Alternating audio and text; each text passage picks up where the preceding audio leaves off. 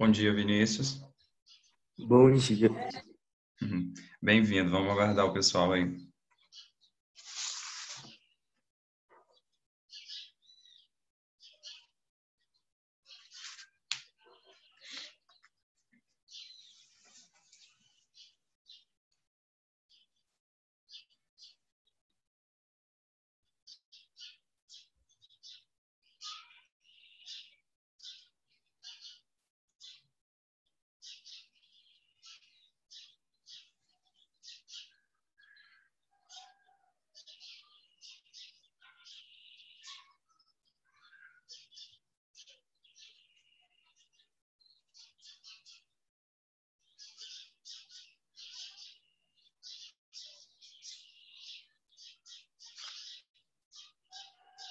Bom dia, Ana.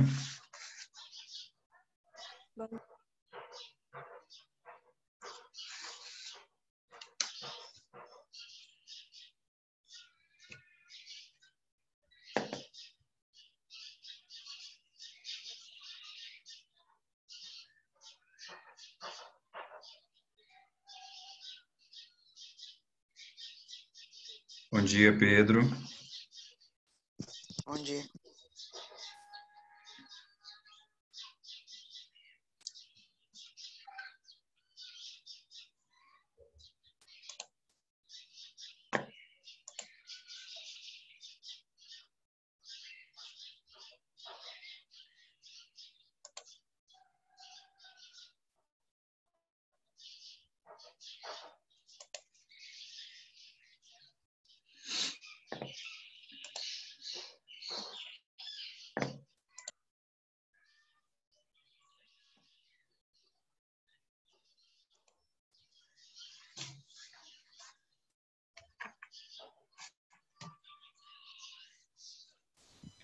Bom dia, Luna. Bom dia. Pessoal, capítulo 3, página 2, tá?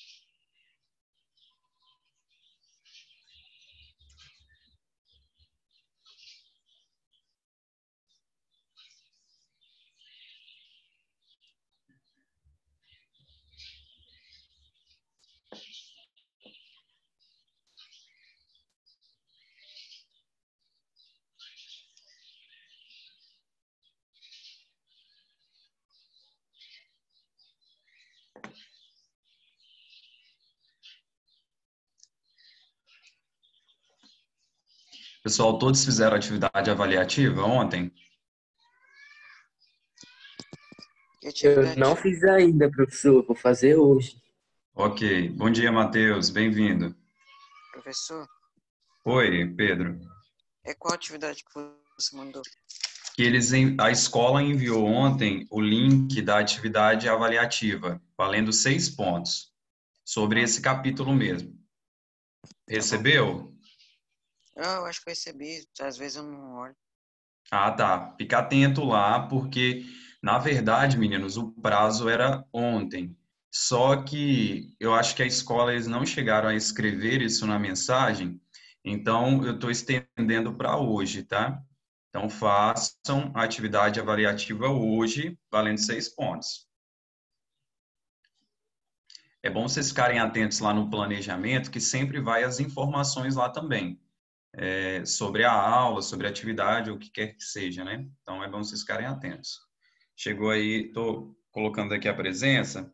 Quem chegou agora por último foi Matheus, a Laísa, bom dia, e João Vitor, bom dia.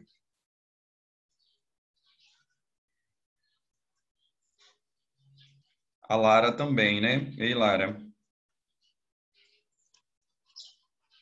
Bom dia, professor. Tudo bem, né?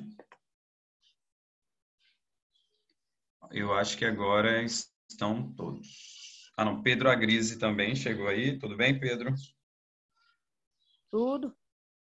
Ótimo. Estou colocando a presença aqui para vocês. Meninos que chegaram agora, vejam bem. Capítulo 3, página 2.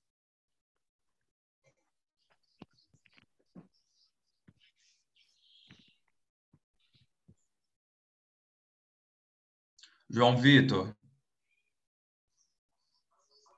Oi. Tudo jóia, né? Você está acessando as aulas lá no site? As aulas virtuais? Mais ou menos. Mais ou menos, né? Eu preciso que vocês acessem, hein? Fiquem atentos lá, vocês assistirem as videoaulas. Se alguém tiver algum problema, me fale. Preparem aí os livros, então, para a gente fazer uma revisão.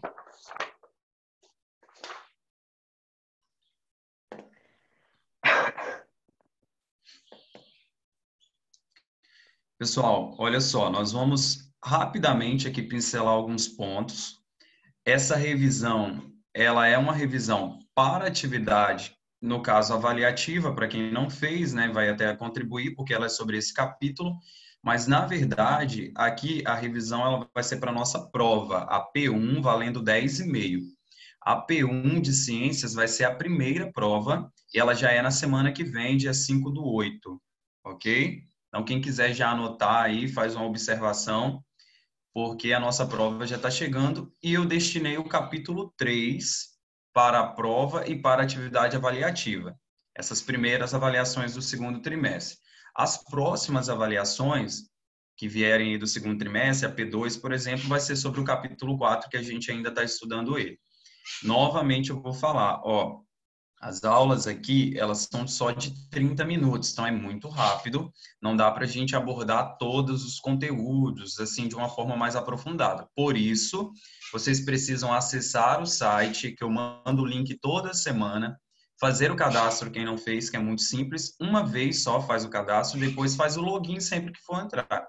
Lá tem todas as videoaulas, desde o início, de quando a gente parou as aulas presenciais, todas organizadas em números.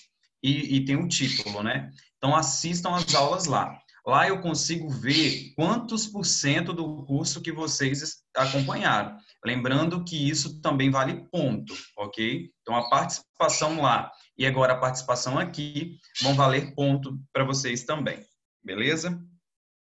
Acompanhando aí, pessoal, capítulo 3, ele tem por título Sol, Terra e Lua.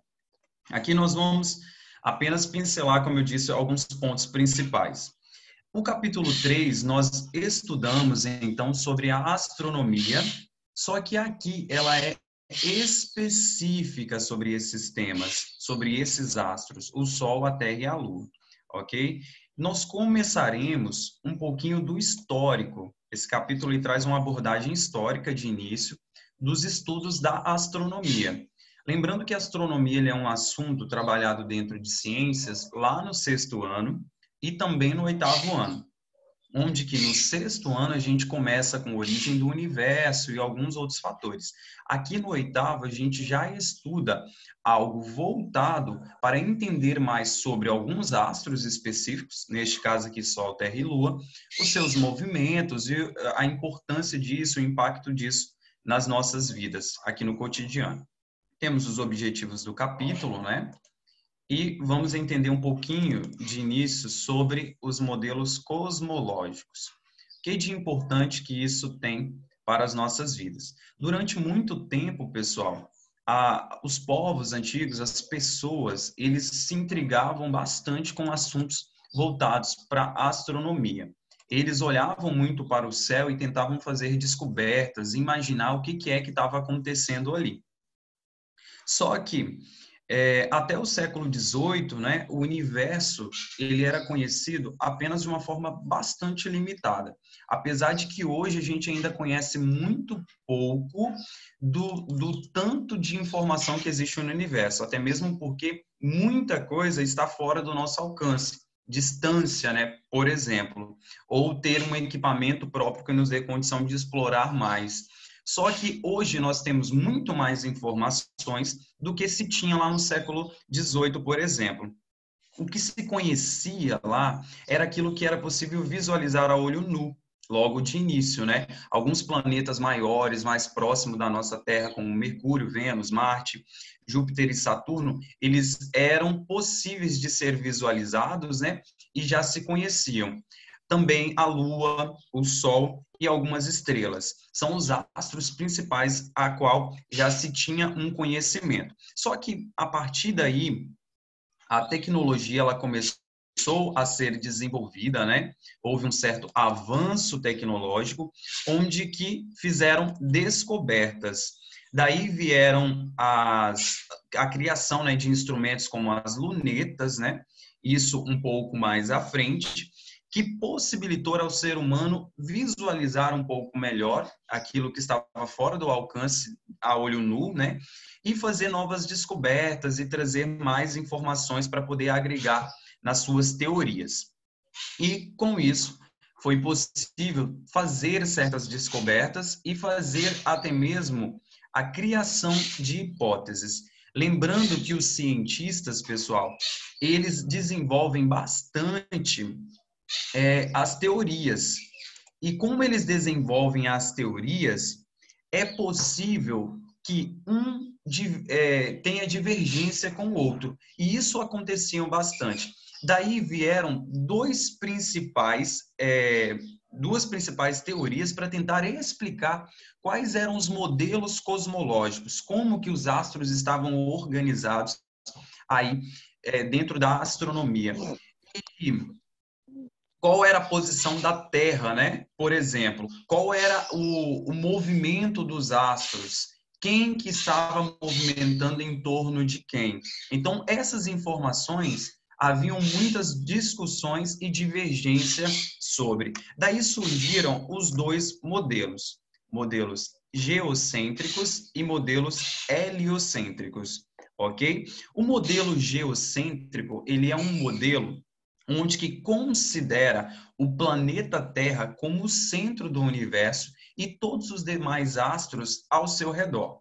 Já o modelo heliocêntrico, ele considera o Sol como centro do universo e todos os outros astros ao seu redor. Então, nós temos aqui a diferença entre um modelo e outro, e nessa página a gente consegue visualizar a imagem de como que os cientistas daquela época os descreviam, ok? Na página 4, a gente consegue entender um pouquinho melhor sobre esse histórico. Estou tentando aproximar aqui, mas tem hora que esse zoom não vai. Mas vejam bem, pessoal, o modelo geocêntrico, ele está na página 4, acima, e o modelo heliocêntrico, ele está aqui embaixo. O modelo geocêntrico era um modelo mais antigo, então defendido já por Aristóteles, né? Ele era um cientista, mas também um filósofo muito conhecido até os dias atuais e respeitado.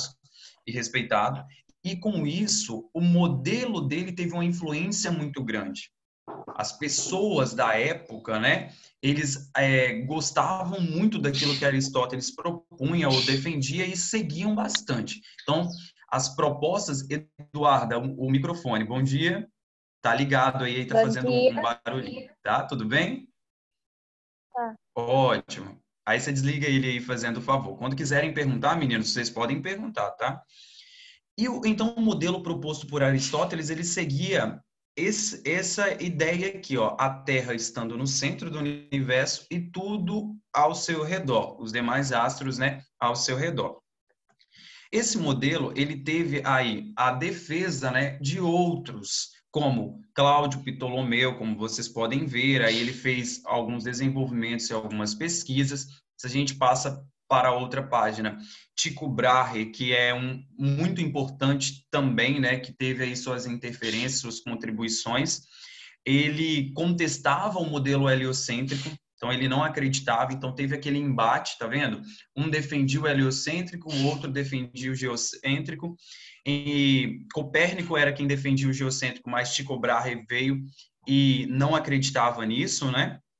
Ele já queria propor aí uma mistura entre os dois modelos, tendo aí os planetas orbitando o Sol, mas o Sol e a Lua, eles orbitavam a Terra, então tinha suas divergências. Depois veio Johannes Kepler, esse daqui muito importante para nós, tem algumas informações a mais no capítulo sobre ele, né, propostas dele, e esse cara, ele seguia as ideias de Tycho Brahe, então ele trabalhou junto e deu continuidade às ideias dele ali, porém, ele descobriu que o modelo heliocêntrico, ele explicava satisfatoriamente os movimentos observados pelos astros.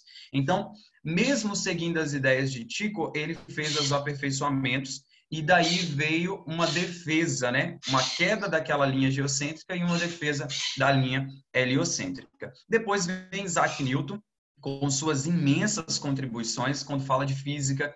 Esse cientista aqui, ele é muito importante, muito influente, tá? Ele tem a teoria aí da gravitação universal, que o livro de vocês também aborda, né? E as suas contribuições são gigantescas. Se a gente volta aqui, o modelo heliocêntrico, pessoal, a defesa inicial dele foi lá por Aristarco de Same, isso também por volta de 310, 230 antes de Cristo, então muito antigo também esse modelo. Aí vem a ser defendido também por Nicolau Copérnico, né?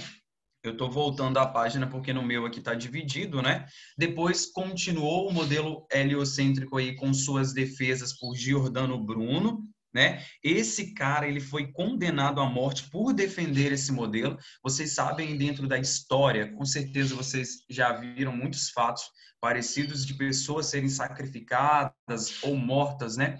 Por defender certas ideias. Isso aconteceu com esse cientista aqui. As ideias dele permaneceram, né, as defesas dele, a serem também defendidas por Johannes, como eu já disse, por Isaac Newton, como eu também falei, e também por Galileu Galilei, que é muito importante também. Esse cientista aqui, ele traz muitas contribuições. Um defensor, então, do heliocentrismo, como esses caras aqui são caras de peso, eles conseguiram deixar aí as suas contribuições e fazer com que realmente esse modelo fosse aceito, e hoje nós os aceitamos, que é o modelo tendo o Sol, né, no centro, então, do nosso sistema chamado Sistema Solar, ok? Ele ainda traz várias contribuições, entendendo aí a questão de satélites, né, de outros planetas como Júpiter e Vênus, tá? E também sobre as estrelas aí na Via Láctea. Este é um pouquinho do histórico, então toda vez que vocês forem estudar, quiserem ver um pouquinho da história, essas 2 páginas estão bem resumidas, elas estão bem claras, tá? Ajuda bastante aí. Se alguém quiser perguntar alguma coisa, pessoal, fiquem à vontade, hein? Quem está arriscando aí vai ser menos 10, hein? Olha só. Oi, pode falar, Pedro. Não tem na sua atividade avaliativa? Sim. A questão 2 e a questão 4 são iguais. Você repetiu. Ah, não. Tranquilo. Acho que foi o Murilo que até que me mandou uma mensagem, mas tá tranquilo. Fica de bônus para vocês, então. É só não errar as 2, tá bom? É. Então tá ótimo, obrigado. Pessoal, as leis da gravitação. Isso aqui é bastante importante. A gente falou de Isaac Newton, né? Quando fala de leis da gravitação, a gente vai lembrar dele, por causa das teorias propostas por ele. Porque na época de Isaac Newton, não se tinha muitos instrumentos, muitos equipamentos, né, tecnológicos que permitiam desenvolver as pesquisas, e os cientistas, eles olhavam muito para as coisas e faziam os questionamentos dentro ali da sua mente mesmo e tentavam buscar respostas. Isaac Newton, em uma determinada situação, ele ficou a observar, ele estando debaixo de um pé de uma macieira, ele ficou a observar a queda das maçãs. E naquela época as pessoas questionavam bastante por que os objetos eles caem em direção ao solo. Por que será? Alguém poderia me responder?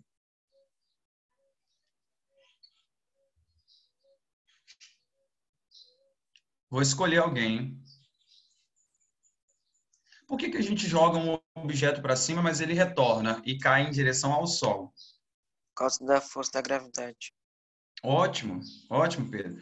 Por causa da gravidade. Mas naquela época ali não se sabia ainda, né, que existia uma força gravitacional entre os astros que possuem massa, no caso a Terra puxando para ela todos aqueles outros objetos que também possuem massa. Não se sabia isso. Daí veio as ideias, a mentalidade de Isaac Newton foi toda voltada para isso. Ele buscou os questionamentos, buscou informações, e daí veio a proposta onde que elaborou, né, os conceitos da gravidade, concluindo que os corpos eles caem devido a uma ação de uma força atrativa exercida pela Terra, que existe ali no seu centro. Tá? E mas antes, é até interessante falar, eu não comentei, as pessoas achavam que era algo natural. Aquele objeto caía porque ele tinha que cair ali e isso fazia parte da natureza. Só que não, eles descobriram que cai porque há uma força de atração gravitacional. Alguém já destacou aqui, né? Mas podem destacar aí fazendo o favor. Beleza? Olha só. No entanto, pessoal, para a gente explicar a gravidade, foram necessários esforços, né, de vários cientistas. Não foi somente Isaac Newton. Tiveram várias outras contribuições, né? Equipamentos foram desenvolvidos, então a tecnologia entrou aí, ó, a produção dos telescópios e os astrolábios. Os astrolábios eles eram medidos utilizados nas navegações para medir a distância dos astros, tá? Então estes equipamentos eles auxiliaram bastante. Daí veio o desenvolvimento de método científico. Todo conhecimento científico ele precisa de métodos, metodologia de pesquisa, de trabalho.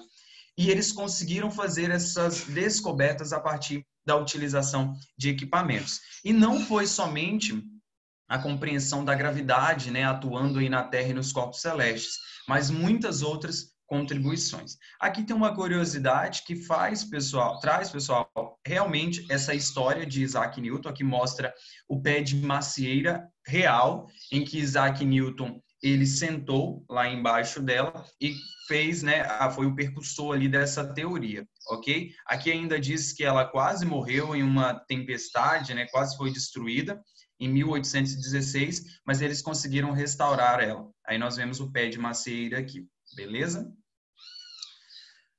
Ainda, meu povo, o modelo heliocêntrico no século XIX, um pouco mais adiante aí, né, daquele início lá no século XVIII, ele resultou em uma simplificação da descrição das órbitas dos planetas, né, no sistema solar. Então, eles conseguiram já fazer algumas descobertas relacionadas a isso.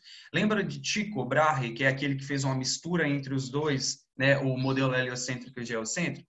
Então, esse cara ele já tinha feito várias descobertas sobre alguns planetas, por exemplo, Vênus, né? Ele já tinha informações acerca disso.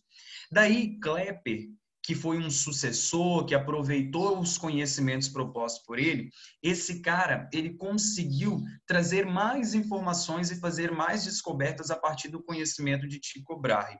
Daí, ele conseguiu formular 3 leis que ficaram conhecidas como leis de Kepler, ok? E tem uma ilustração dele, tá? As leis de Kepler, elas não são tão simples de se compreender, mas aqui a nível de 8º ano, só traz as informações básicas para vocês associarem o que seria essa lei, ok? Lá no ensino médio, vocês vão estudar isso com mais detalhes, mas aqui, pessoal, o que a gente precisa saber, então, sobre as descobertas e contribuições desse cara? Kepler, ele utilizou os dados, né, como Marte, por exemplo, eu até mencionei Vênus, ali é Marte.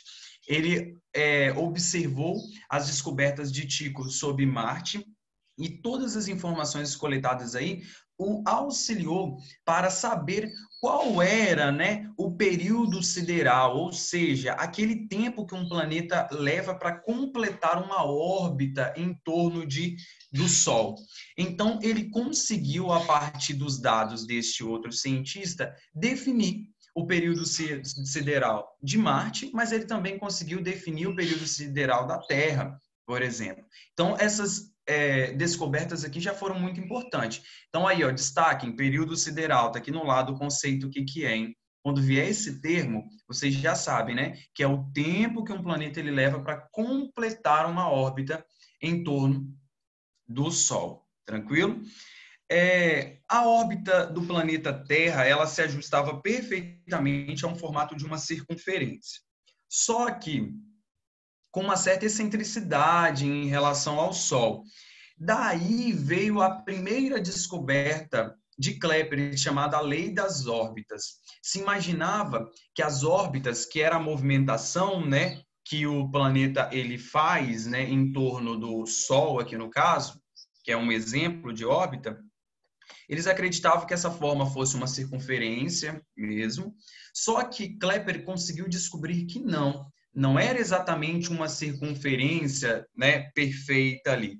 Ela possuía, pessoal, um certo abaulamento aqui nas suas extremidades, e o formato geométrico que a órbita fazia era o formato de uma elipse.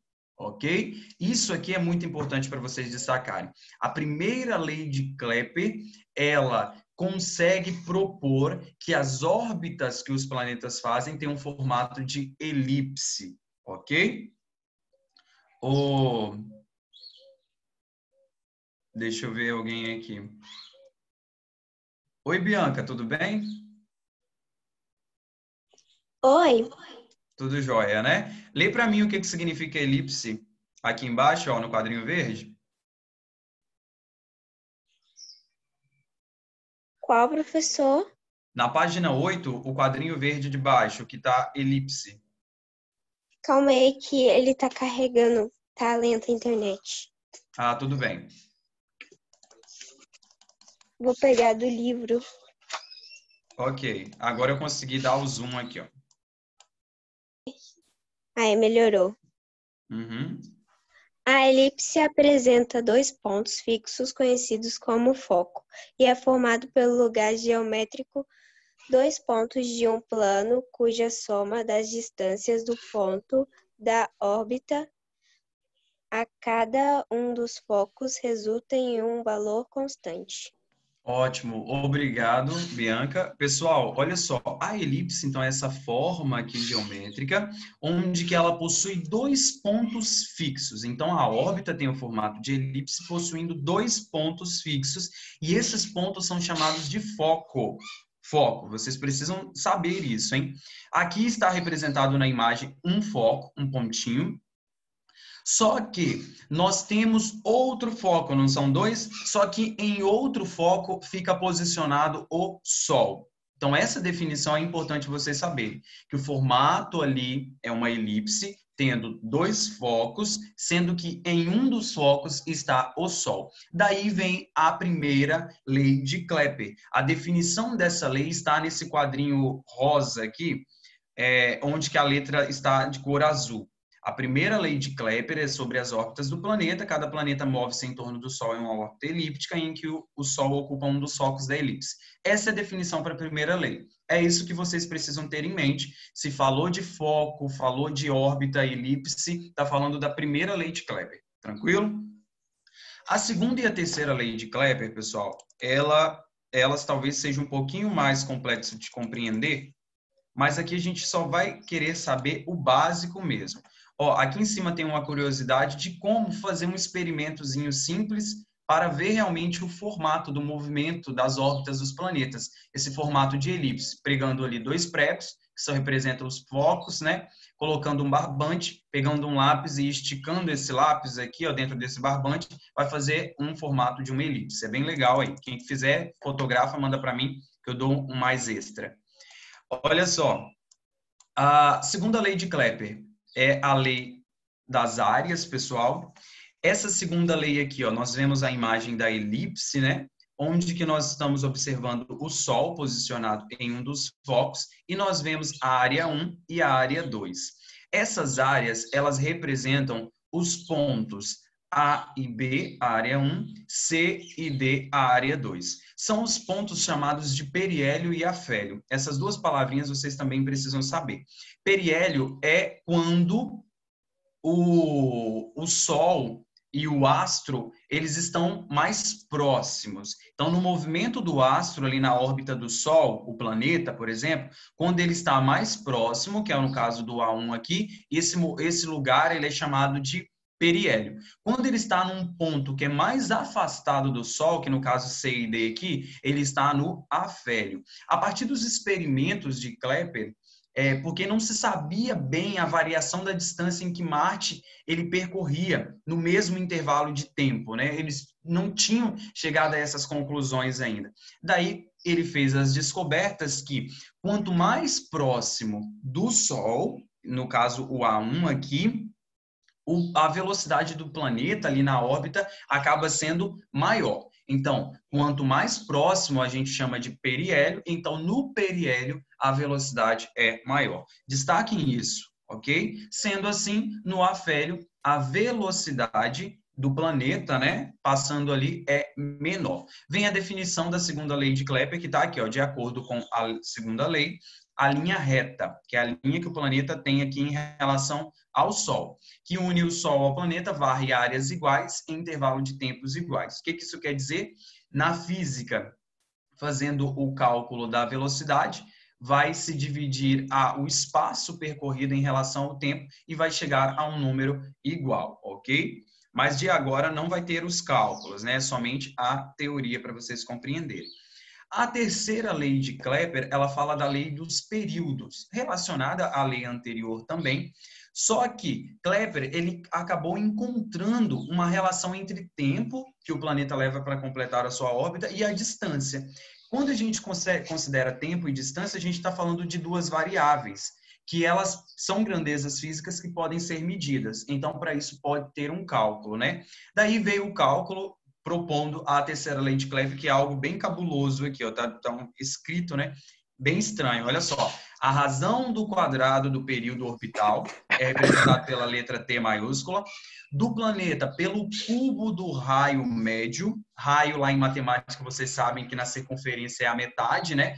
Representado pelo R, de uma órbita é igual a constante. Então, tudo isso que foi dito ali é igual à seguinte constante. T ao quadrado dividido por R ao quadrado é igual a um valor constante. Então, tendo lá o período orbital elevado ao quadrado e o raio daquela distância ali dos planetas elevado ao cubo, dividindo esses valores, vai chegar a um valor constante.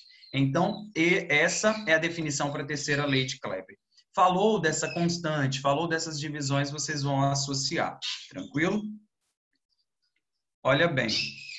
Aqui a gente vai ter que encerrar, que já são 11h08, mas para as próximas nós vamos apenas pincelar teoria da gravitação universal, né? E massa e peso, que ficou faltando aqui. Tranquilo? Pessoal, 2 recadinhos aqui importantes. Vocês, quem não fez, quem não estava aqui no início da aula e chegou depois, vocês precisam fazer a atividade avaliativa, que o link foi enviado ontem para vocês, no valor de 6 pontos. Vou dar o prazo para fazerem hoje, ok? Outra questão, quem ainda não está acessando a sala de aula virtual, lá tem as aulas completas sobre esses assuntos, acessem, pois vocês precisam, e eu estou controlando lá as presenças para poder também pontuar vocês. Agora, rapidinho aqui, alunos presentes, hein? Ana Gabriela, Bianca, Eduarda, João Vitor, Lara, Laísa, Luna, Matheus, Pedro Viçosi, Vinícius. Não chamei alguém? Alguém ficou sem chamar? Não? Tudo certo, então. Pessoal, espero que vocês tenham compreendido. Se ainda resta alguma dúvida, a aula completa, é só ir lá no site e assistir ou me mandar uma mensagem lá no WhatsApp. Tranquilo? Vou aguardar as respostas lá de vocês. Espero que todo mundo tire 6, hein? Tá bom? Tchau, tchau. Valeu, hein? Tchau, tchau. Tchau.